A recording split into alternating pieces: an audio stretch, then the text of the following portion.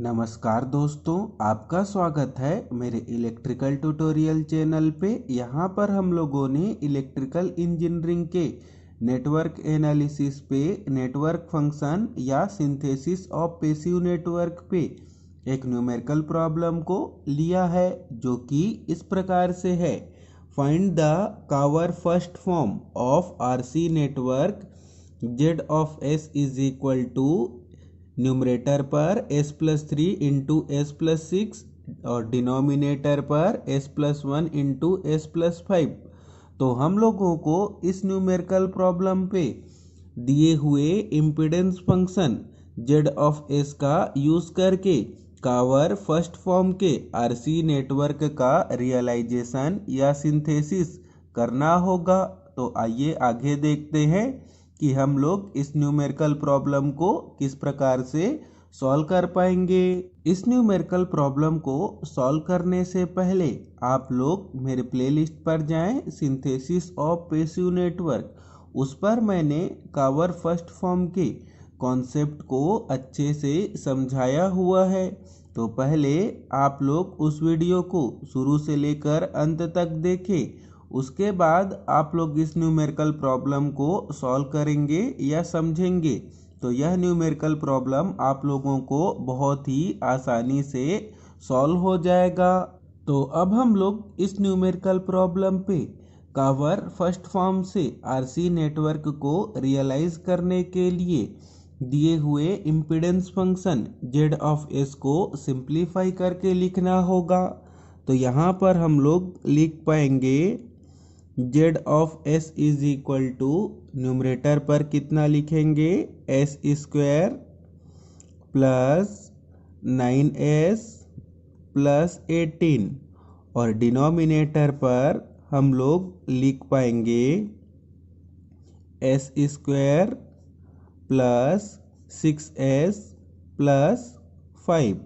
अब हम लोग यहाँ पर आगे कावर फर्स्ट फॉर्म से सर्किट को रियलाइज करने के लिए इस impedance function Z of S के न्यूमरेटर और डिनोमिनेटर के पॉलिनोमियल के इक्वेशन की हेल्प से कंटिन्यूड फ्रैक्शन को कैलकुलेट करना होगा। और कंटिन्यूड फ्रैक्शन को कैलकुलेट करने के लिए हम लोगों को सबसे पहले डिनोमिनेटर के पॉलिनोमियल इक्वेशन से तो लिखेंगे S square plus 6s plus 5 से डिवाइड करना होगा न्यूमरेटर के पॉलिनोमियल इक्वेशन को।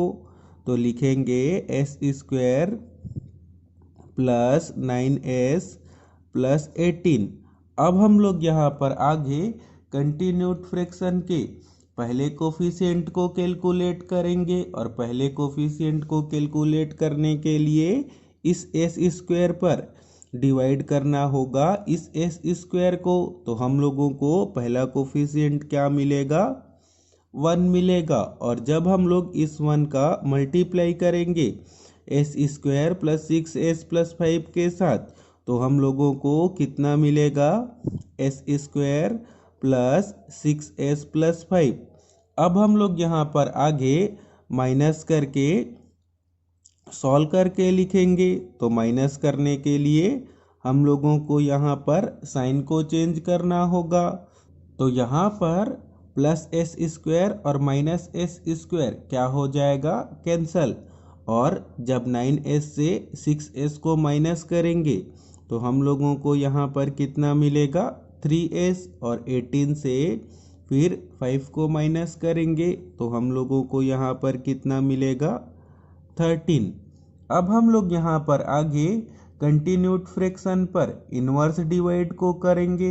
और इन्वर्स डिवाइड को करने के लिए यहाँ पर हम लोगों को लिखना होगा इस पॉलिनोमियल इक्वेशन को। तो लिखेंगे S square plus 6s plus 5।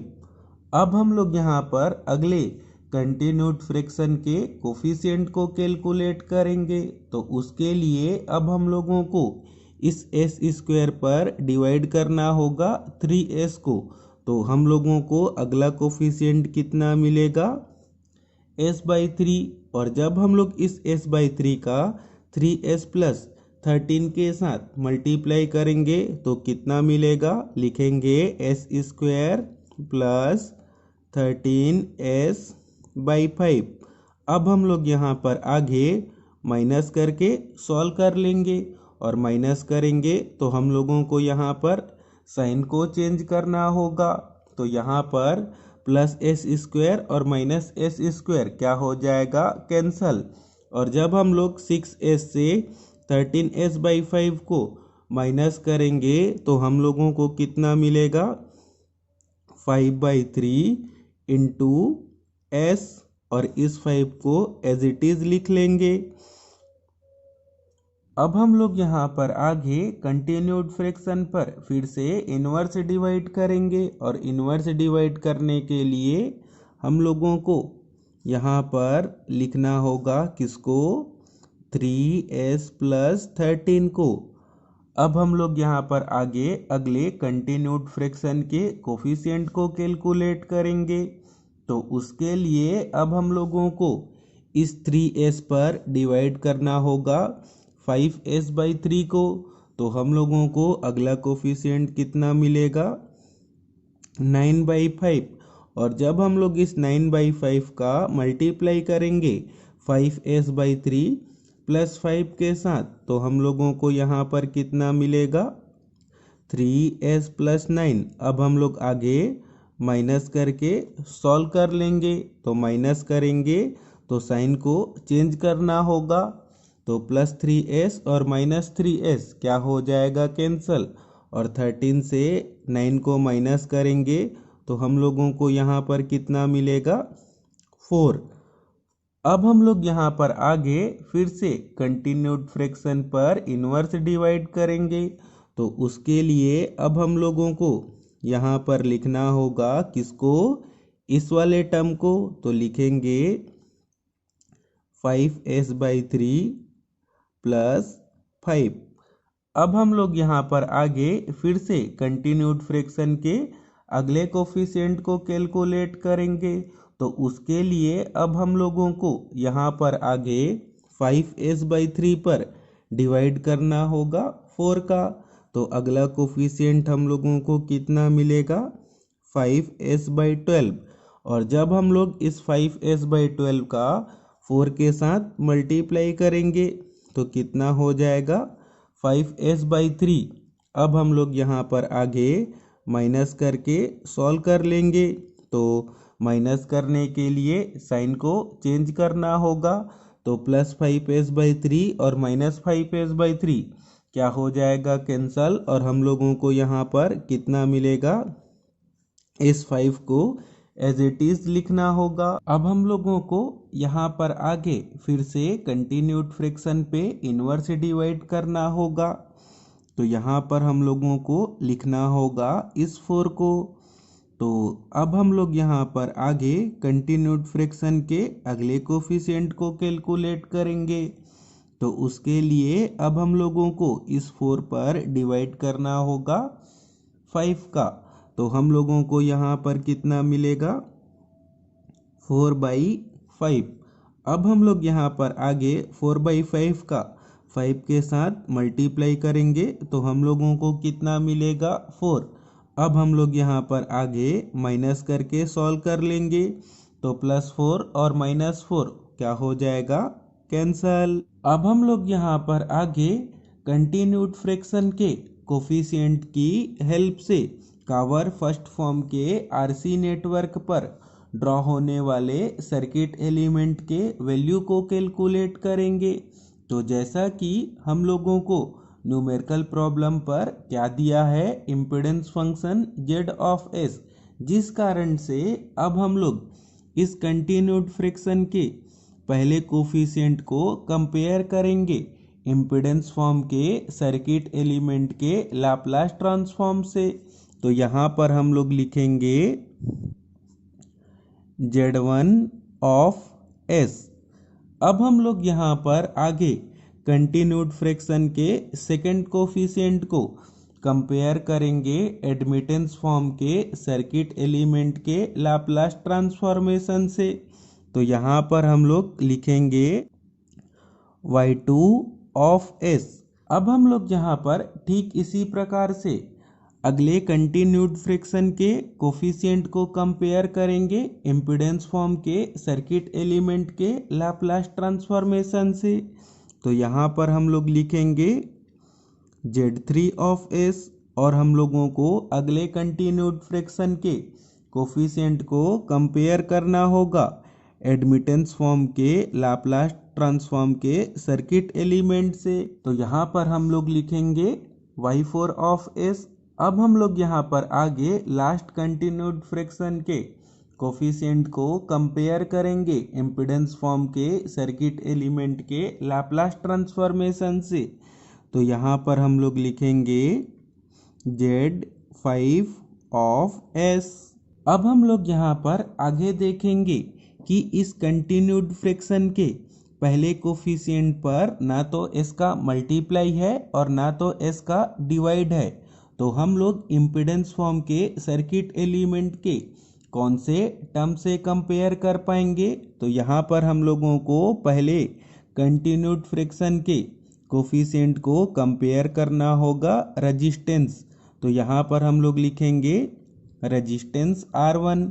अब हम लोग पहले कंटिन्यूड फ्रिक्शन के कोफिशिएंट का रेजिस्टेंस R1 के साथ कंपेयर करेंगे तो हम लोगों को रेजिस्टेंस R1 का वैल्यू कितना मिलेगा 1 ओम। अब हम लोग यहाँ पर आगे देखेंगे कि इस कंटिन्यूड फ्रिक्शन के सेकेंड कोफिशिएंट पर S का मल्टीप्लाई है, जिस कारण से अब हम लोग एडमिटेंस फॉर्म के कौन से सर्किट एलिमेंट के लाप्लास ट्रांसफॉर्मेशन से कंपेयर करेंगे। तो यहाँ पर हम लोग लिखेंगे कैपेसिटेंस C2 इंटू S। जब हम लोग C2 इंटू S से इस S/3 का कंपेयर करेंगे तो दोनों साइड के S क्या हो जाएगा कैंसल और हम लोगों को कैपेसिटेंस C2 का वैल्यू हम लोगों को कितना मिल पाएगा। तो लिखेंगे C2 इज इक्वल टू 1/3 और इसका यूनिट क्या हो जाएगा फैराड। अब हम लोग यहाँ पर आगे देखेंगे इस थर्ड कोफिशिएंट पर ना तो S का मल्टीप्लाई है और ना तो S का डिवाइड है। तो हम लोगों को इम्पीडेंस फॉर्म के कौन से सर्किट एलिमेंट के लाप्लास ट्रांसफॉर्मेशन से कंपेयर करना होगा। तो यहाँ पर हम लोग लिखेंगे रेजिस्टेंस R3 और जब हम लोग रेजिस्टेंस R3 का 9/5 के साथ कंपेयर करेंगे तो हम लोगों को रेजिस्टेंस R3 का वैल्यू कितना मिलेगा 9/5 और इसका यूनिट क्या हो जाएगा ओम। अब हम लोग यहाँ पर आगे देख पाएंगे कि अगले कोफिशिएंट पर S का मल्टीप्लाई है, जिस कारण से हम लोग एडमिटेंस फॉर्म के कौन से सर्किट एलिमेंट के लाप्लास ट्रांसफॉर्मेशन से कंपेयर करेंगे। तो यहाँ पर हम लोग लिखेंगे कैपेसिटेंस C4 इंटू S और जब हम लोग C4 इंटू S से 5S/12 का कंपेयर करेंगे तो हम लोगों को कैपेसिटेंस C4 का वैल्यू कितना मिलेगा 5/12 और इसका यूनिट क्या हो जाएगा फैराड। अब हम लोग यहाँ पर आगे इस लास्ट कोफिशिएंट पर देखेंगे कि इस पर ना तो S का मल्टीप्लाई है और ना तो S का डिवाइड है। तो हम लोगों को इम्पीडेंस फॉर्म के कौन से सर्किट एलिमेंट के लाप्लास ट्रांसफॉर्मेशन से कंपेयर करना होगा। तो यहाँ पर हम लोग लिखेंगे रेजिस्टेंस R5। अब जब हम लोग रेजिस्टेंस R5 के साथ 4/5 का कंपेयर करेंगे तो हम लोगों को रेजिस्टेंस R5 का वैल्यू कितना मिलेगा 4/5 और इसका यूनिट क्या हो जाएगा ओम। तो यहाँ पर हम लोगों ने कंटिन्यूड फ्रिक्शन के कोफिशिएंट की हेल्प से कावर फर्स्ट फॉर्म के RC नेटवर्क पर ड्रॉ होने वाले रेजिस्टेंस और कैपेसिटेंस के वैल्यू को डिटरमाइन किया और हम लोगों को सर्किट को ड्रॉ करते समय ध्यान रखना होगा कि जो भी एलिमेंट हम लोगों ने इम्पीडेंस फॉर्म के लाप्लास ट्रांसफॉर्मेशन से कंपेयर करके फाइंड आउट किए हैं उनको ड्रॉ करते समय हम लोगों को सीरीज ब्रांच पर कनेक्ट करना होगा और जो भी सर्किट एलिमेंट को हम लोगों ने एडमिटेंस फॉर्म के लाप्लास ट्रांसफॉर्मेशन से कंपेयर करके फाइंड आउट किया है, उनको ड्रॉ करते समय पैरेलल या शंट ब्रांच पर ड्रॉ करके कनेक्ट करना होगा। अब हम लोगों को इस सर्किट डायग्राम के सीरीज ब्रांच पर पुट करना होगा। यहाँ पर रेजिस्टेंस R1, यहाँ पर रेजिस्टेंस R3 और यहाँ पर रेजिस्टेंस R5 के वैल्यू को, और हम लोगों को पैरेलल या शंट ब्रांच पर यहाँ पर पुट करना होगा कैपेसिटेंस C2 और यहाँ पर कैपेसिटेंस C4 के वैल्यू को। तो इसी के साथ ही हम लोगों का आज का यह न्यूमेरिकल प्रॉब्लम कंप्लीट हुआ, जिस पर हम लोगों ने सीखा कि अगर कोई impedance function Z of S दिया हो तो उसका किस प्रकार से कावर फर्स्ट फॉर्म के RC नेटवर्क को ड्रॉ करना होगा। तो अगर आपको यह सब बताने का मेथड, समझाने का मेथड अच्छा लगा हो तो इस वीडियो को लाइक एंड शेयर करें और मेरे चैनल को सब्सक्राइब करें। Thank you, all the best.